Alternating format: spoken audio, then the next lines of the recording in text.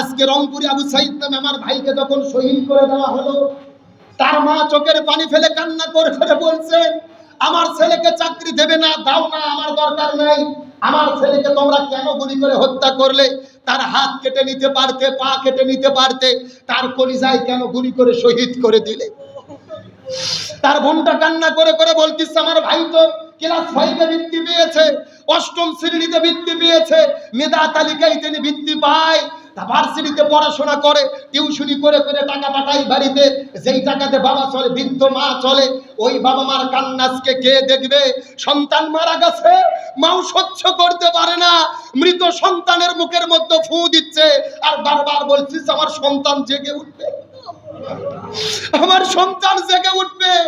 ওই বাবা মার মুখে কে সান্ত্বনা দেবে? ওদেরকে কে ফিরিয়ে দেবে?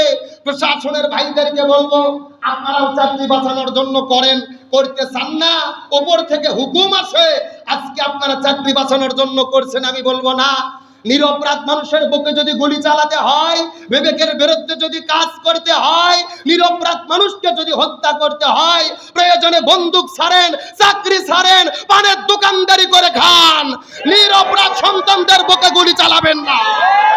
এই যে আবু সাইদ ভাইকে একদিন আগে শহীদ করে দিয়েছে রংপুরে, যেই পুলিশ তাকে গুলি করেছে ইউনুস আলী, তার স্ত্রী আজকে তাকে ডিভোর্স দিয়ে তালাক দিয়ে দিয়েছে। আলহামদুলিল্লাহ কম।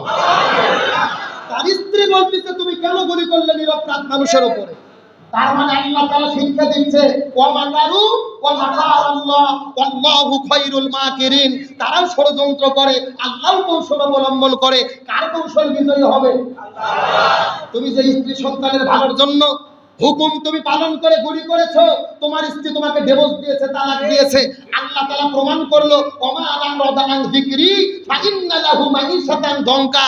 যারা কোরআনের বিরুদ্ধে দাঁড়ায়, মাজলুমদের বিরুদ্ধে দাঁড়ায়, এরা কোটি টাকা অর্জন করে লাভ হবে না, এদের পরিবারে আল্লাহ কোনো শান্তি রাখবে না।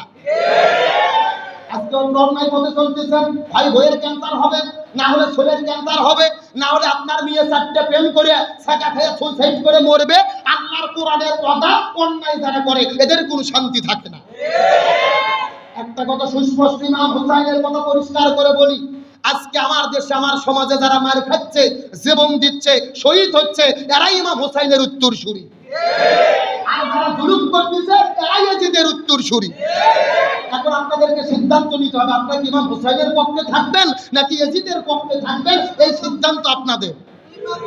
ইমানদারদের পক্ষে কে সাহায্য করে? আল্লাহ। এই আবু সাইদ ভাইকে শহীদ করা হয়েছে, একে কেউ চিনত না, আজকে তামাম পৃথিবী ছেলে।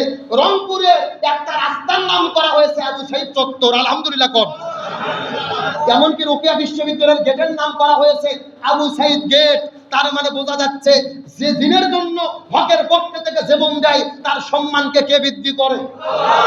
আল্লাহ। আল্লাহর কোরআন বলেছে, ওয়ালা তাকুলু লিমান ইউকতালু ফি সাবিলিল্লাহি আমওয়াত বাল আহইয়াউ ওয়ালাকিন লা তাশউরুন। যারা দিনের জন্য, হকের জন্য, সত্য পথে থেকে জীবন দেয়, এদেরকে তোমরা মৃত বলো না, বরং এরা জীবিত। এই যে আল্লাহর প্রমাণ, কেমনে জীবিত হলো? ও শহীদ হয়েছে, কিন্তু ওর নাম রাস্তায় রাস্তায় লেখা, চত্বরে লেখা। আমি বিশ্বাস করি, সময় যদি পরিবর্তন হয়, রোকেয়া বিশ্ববিদ্যালয়ের নাম রোকেয়া থাকবে না।